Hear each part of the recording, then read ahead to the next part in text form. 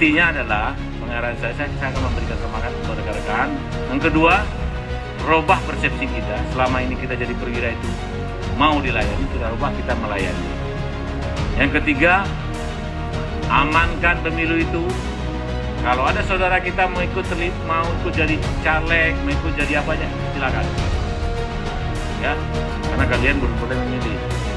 Yakinilah, saya sebagai pemimpin yang dipercaya oleh pimpinan untuk mengarahkan rekan-rekan, saya akan berusaha semaksimal mungkin. Kalau ada kesalahan, tolong saya dikasih tahu.